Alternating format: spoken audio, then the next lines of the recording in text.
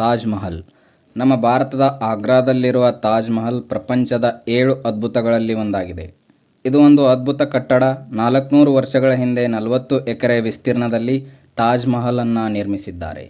20,000 ಕೂಲಿ ಕಾರ್ಮಿಕರು ಸುಮಾರು 22 ವರ್ಷಗಳ ಕಾಲ ಹಗಲಿರುಳು ಕಷ್ಟಪಟ್ಟು ಈ ತಾಜ್ ಮಹಲನ್ನು ನಿರ್ಮಿಸಿದ್ದಾರೆ. ಆಗಿನ ಕಾಲದಲ್ಲಿ ಈ ರೀತಿಯ ಕಟ್ಟಡವನ್ನು ನಿರ್ಮಿಸಿದ್ರು ಅಂದರೆ ಅದು ಒಂದು ಅಚ್ಚರಿಯ ಸಂಗತಿಯೇ ಸರಿ ಎಂದು ಈಗಿನ ಇಂಜಿನಿಯರ್ಗಳು ಈಗಲೂ ಕೂಡ ಹಾಡಿ ಹೊಗಳುತ್ತಾರೆ. ತಾಜ್ ಮಹಲ್ನ 4 ಕಡೆ ಇರುವ ಸ್ತಂಭಗಳು ಹೊರಗಡೆ ಸ್ವಲ್ಪ ಬಾಗಿದ ರೀತಿ ನಿಮಗೆ ಕಾಣಿಸುತ್ತವೆ. ಇದು ಯಾಕೆ ಹೀಗೆ ಅಂತ ನೋಡೋದಾದರೆ ಅದಕ್ಕೆ ಒಂದು ಕಾರಣ ಇದೆ. ಅದೇನೆಂದರೆ ಒಂದು ವೇಳೆ ಭೂಕಂಪ ಬಂದರೆ ಅವುಗಳು ಹೊರಗಡೆ ಬೀಳುತ್ತವೆ. ಇದರಿಂದ ತಾಜ್ ಮಹಲ್ಗೆ ಯಾವುದೇ ಅನಾಹುತ ಆಗೋದಿಲ್ಲ ಅಂತ ಆಗಿನ ಇಂಜಿನಿಯರ್ಗಳು ಊಹಿಸಿ ಇದನ್ನು ಈ ರೀತಿ ನಿರ್ಮಿಸಿದ್ದಾರೆ. ಸ್ಟೀಲ್ ಸಿಮೆಂಟ್ ಇಲ್ಲದ ಕಾಲದಲ್ಲಿ ಈ ರೀತಿ ಅದ್ಭುತ ಕಟ್ಟಡವನ್ನು ಹೇಗೆ ಕಟ್ಟಿದ್ದಾರೆ, ಈ ತಾಜ್ ಮಹಲ್ ಮೇಲಿನ ಭಾಗವಾದ ಗೋಪುರವನ್ನು ಯಾವ ರೀತಿ ನಿರ್ಮಿಸಿದ್ದಾರೆ, ಈ ರೀತಿಯ ಹಲವಾರು ವಿಷಯಗಳನ್ನು ನಾವಿವತ್ತು ಈ ವಿಡಿಯೋದಲ್ಲಿ ತಿಳಿಯೋಣ. ಅದಕ್ಕೂ ಮೊದಲು ನಮ್ಮ ಪ್ರಯತ್ನಕ್ಕೆ ಒಂದೇ ಒಂದು ಲೈಕ್ ಮಾಡಿ.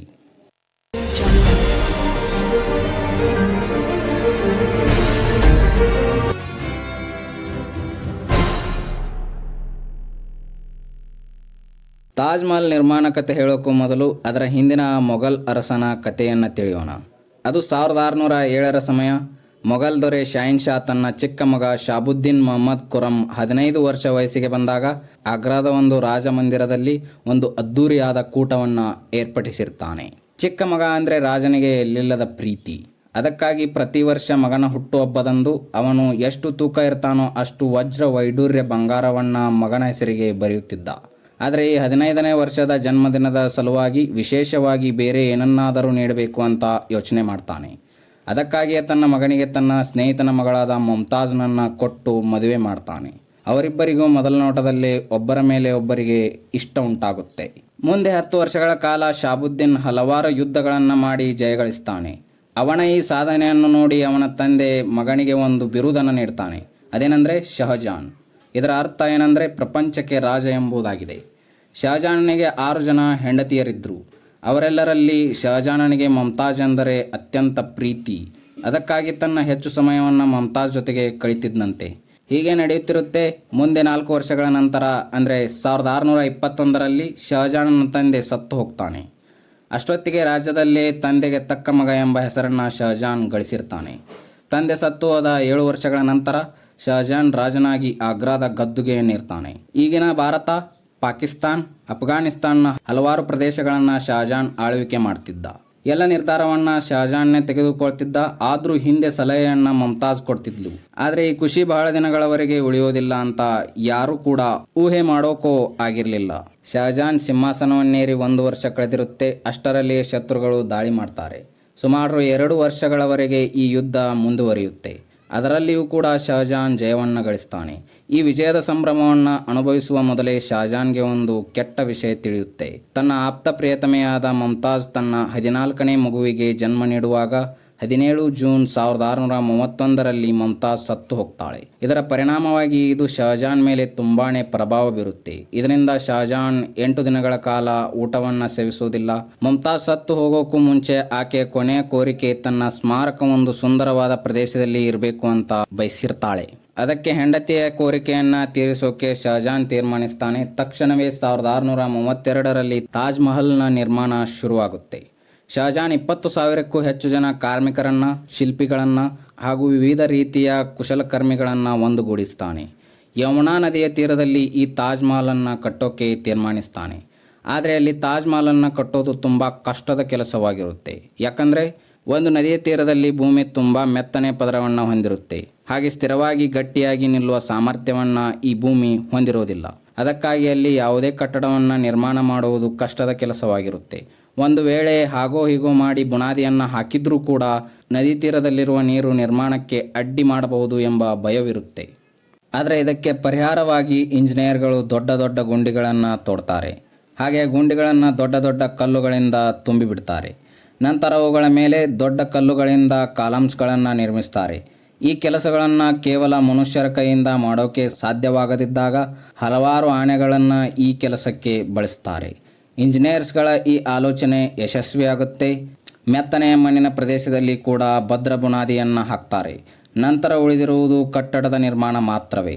ಅದು ಹೇಗಿರಬೇಕು ಅಂದರೆ ಇದಕ್ಕೂ ಮುಂಚೆ ಅದನ್ನು ಯಾರೂ ಕೂಡ ನೋಡಿರಬಾರದು.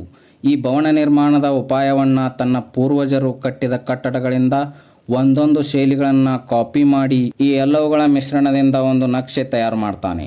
ಅದು ಅತ್ಯಾಕರ್ಷಕ ನೋಟವನ್ನು ಹೊಂದಿರುತ್ತೆ. ಅದಕ್ಕೆ ಬೇಕಾದ ಇಟ್ಟಿಗೆಗಳನ್ನು ಕೋಟ್ಯಾಂತರ ಸಂಖ್ಯೆಯಲ್ಲಿ ತಯಾರಿಸ್ತಾರೆ. ಅಂದಿನ ದಿನಗಳಲ್ಲಿ ಆ ಕೆಲಸ ಅಷ್ಟು ಸುಲಭವಾಗಿರಲಿಲ್ಲ. ದುಡ್ಡು ಕೂಡ ಬಹಳ ಖರ್ಚಾಗುತ್ತೆ. ನೋಡ್ತಿದ್ದಂತೆ ಶಹಜಾನ್ನ ಖಜಾನೆ ಖಾಲಿ ಆಗ್ತಾ ಬರುತ್ತೆ. ಆದರೆ ಶಹಜಾನ್ ಅದರ ಬಗ್ಗೆ ತಲೆ ಕೆಡಿಸ್ಕೊಳ್ಳೋದಿಲ್ಲ. ಹೇಗಾದರೂ ಮಾಡಿ ಇದನ್ನು ಕಟ್ಟಿ ಮುಗಿಸಬೇಕು ಅಂತ ನಿರ್ಧಾರಕ್ಕೆ ಬರ್ತಾನೆ. ಈ ತಾಜ್ ಮಹಲ್ ನಿರ್ಮಿಸೋಕೆ ಬಂದಿದ್ದ ಕೆಲಸಗಾರರಿಗೋಸ್ಕರ ತನ್ನ ರಾಜ್ಯದ ಸುತ್ತಮುತ್ತಲಿದ್ದ ಎಲ್ಲ ಆಹಾರಗಳನ್ನು ಶಹಜಾನ್ ಅವರಿಗೋಸ್ಕರ ತರಿಸ್ತಾನೆ. ಕೊನೆಗೂ ತಾಜ್ ಮಹಲ್ನ ನಿರ್ಮಾಣ ಪೂರ್ತಿಯಾಗುತ್ತೆ. ಇನ್ನು ಉಳಿದಿರುವುದು ಅದಕ್ಕೆ ಸುಂದರವಾದ ಆಕೃತಿಯನ್ನು ನೀಡುವುದು ಮಾತ್ರವೇ. ಆಗ್ರಾದಿಂದ 400 ಕಿಲೋಮೀಟರ್ ದೂರದಲ್ಲಿರುವ ರಾಜಸ್ಥಾನದಲ್ಲಿನ ಮಕ್ರಾನ್ ಮಾರ್ಬಲ್ಗಳನ್ನು ತರಿಸ್ತಾನೆ. ಇದು ಈ ಪ್ರಪಂಚದಲ್ಲಿಯೇ ಅತ್ಯಂತ ಬೆಲೆ ಬಾಳುವ ಮಾರ್ಬಲ್ಗಳಾಗಿದ್ವು. ಈ ಮಾರ್ಬಲ್ಗಳನ್ನು ಯಾರೂ ಕೂಡ ಕೊಂಡುಕೊಳ್ಳದ ಹಾಗೆ ನಿಷೇಧವನ್ನು ಹಾಕಿರ್ತಾನೆ. ಸಾವಿರಾರು ಆಣೆಗಳಿಂದ ರಾಜಸ್ಥಾನದಿಂದ ಈ ಮಾರ್ಬಲ್ಗಳನ್ನು ಆಗ್ರಾಗೆ ತರಿಸ್ತಾನೆ. ತಾಜ್ ಮಹಲ್ ಮೇಲೆ ಇರುವ ಗೋಪುರ ಎಷ್ಟು ದೊಡ್ಡದಾಗಿತ್ತು ಅಂದರೆ ಅದನ್ನು ನಮ್ಮ ಬರಿಗಣ್ಣಿನಿಂದ ಅಳೆಯೋಕೆ ಸಾಧ್ಯವಿಲ್ಲ. ಇಂತಹ ಗೋಪುರಗಳನ್ನು ಈಗಿರುವ ಟೆಕ್ನಾಲಜಿಗಳನ್ನು ಬಳಸಿ ನಿರ್ಮಿಸಬಹುದು. ಆದರೆ ಅಂದಿನ ದಿನಗಳಲ್ಲಿ ಇವುಗಳನ್ನು ಹೇಗೆ ನಿರ್ಮಿಸಿರಬಹುದು? ಒಂದು ಬಾರಿ ಯೋಚನೆ ಮಾಡಿ. ಅಂದಿನ ಇಂಜಿನಿಯರ್ಗಳನ್ನು ನಾವಿವತ್ತು ಹೊಗಳಿದ್ರೆ ತಪ್ಪಾಗಲ್ಲ. ತಾಜ್ ಮಹಲ್ನ ಈ ಆಕರ್ಷಣೆಯ ನೋಟಕ್ಕೆ ತುಂಬ ಬೆಲೆ ಬಾಳುವ ಕಲ್ಲುಗಳನ್ನು ಬಳಸಿದ್ದಾರೆ. ಕಲ್ಲುಗಳನ್ನು ಸುಂದರವಾದ ಶೈಲಿಯಲ್ಲಿ ಕೆತ್ತಿ ಅವುಗಳಿಗೆ ಉತ್ತಮವಾದ ಡಿಸೈನ್ಗಳನ್ನು ನೀಡುವುದು. ಈ ರೀತಿಯ ಕಾರ್ಯ ತುಂಬ ಚೆನ್ನಾಗಿಯೇ ಮುಂದುವರೆದಿರುತ್ತೆ. ಆದರೆ ಇದು ಅಂದುಕೊಂಡಷ್ಟು ಸುಲಭವಾಗಿರಲಿಲ್ಲ. ಕ್ಷೀರ ಮತ್ತು ನಿಂಬೆ ರಸವನ್ನು ಈ ಕಲ್ಲುಗಳನ್ನು ಅಂಟಿಸಲು ಬಳಸಲಾಗಿದೆ ಎಂಬುದು ರಿಸರ್ಚ್ನಲ್ಲಿ ತಿಳಿದು ಬಂದಿದೆ. ಈ ತಾಜ್ ಮಹಲ್ನ ಇನ್ನೊಂದು ವೈಶಿಷ್ಟ್ಯತೆ ಏನೆಂದರೆ ಇದು ದಿನದಲ್ಲಿ 3 ಬಾರಿ ತನ್ನ ರೂಪವನ್ನು ಬದಲಿಸುತ್ತೆ. ಸೂರ್ಯ ಉದಯಿಸುವ ಹೊತ್ತಿಗೆ ತಿಳಿ ಗುಲಾಬಿ ಬಣ್ಣವನ್ನು ಹೊಂದಿರುತ್ತೆ. ಅದೇ ಮಧ್ಯಾಹ್ನದ ಹೊತ್ತಿಗೆ ಇದನ್ನು ನೋಡೋಕೆ 2 ಕಣ್ಣುಗಳು ಸಾಲೋದಿಲ್ಲ. ಮಧ್ಯಾಹ್ನದ ವೇಳೆಗೆ ಪೂರ್ಣ ಬಿಳಿ ಬಣ್ಣವನ್ನು ಹೊಂದಿರುತ್ತೆ. ಇನ್ನು ಸೂರ್ಯಾಸ್ತದ ಸಮಯಕ್ಕೆ ಬಂಗಾರದ ಬಣ್ಣದಲ್ಲಿ ಹೊಳೆಯುತ್ತಿರುತ್ತೆ. 22 ವರ್ಷಗಳ ನಂತರ ಅಂದರೆ 1654ರಲ್ಲಿ ಇದರ ನಿರ್ಮಾಣ ಸಂಪೂರ್ಣವಾಗಿ ಮುಗಿಯುತ್ತೆ. ಶಹಜಾನ್ ತನ್ನ ಹೆಂಡತಿಯ ನೆನಪಿನಲ್ಲಿ ಪ್ರಪಂಚದಲ್ಲಿ ಅತ್ಯಂತ ಸುಂದರವಾದ ನಿರ್ಮಾಣವನ್ನು ಮಾಡಿದ್ದಾನೆ. ಈ ನಿರ್ಮಾಣಕ್ಕೆ ತಾಜ್ ಮಹಲ್ ಎಂಬ ಹೆಸರನ್ನು ಇಡ್ತಾನೆ. ಇಲ್ಲಿ ತಾಜ್ ಎಂಬುದು ಮಮತಾಜಳ ಹೆಸರಾಗಿದೆ. ಪ್ರತಿ ವರ್ಷ ತನ್ನ ಹೆಂಡತಿ ಸತ್ತು ಹೋಗಿರುವ ದಿನದಂದು ಯಮುನಾ ನದಿ ತೀರದಲ್ಲಿ ತಾಜ್ ಮಹಲನ್ನು ನೋಡುತ್ತಾ ಆ ದಿನ ಪೂರ್ತಿಯಾಗಿ ಅಲ್ಲೇ ಕಳಿತಿದ್ದ.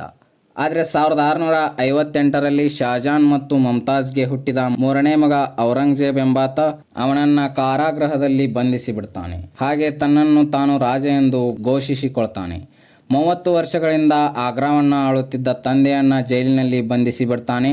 ಆದರೆ ಒಂದು ಸೌಕರ್ಯವನ್ನು ಮಾತ್ರ ತನ್ನ ತಂದೆಗೆ ಒದಗಿಸಿಕೊಡ್ತಾನೆ. ಅದೇನೆಂದರೆ ಶಹಜಾನ್ ಇರುವ ಕೋಣೆಯ ಕಿಟಕಿಯಿಂದ ತಾಜ್ ಮಹಲ್ ಕಾಣಿಸ್ತಿರುತ್ತೆ.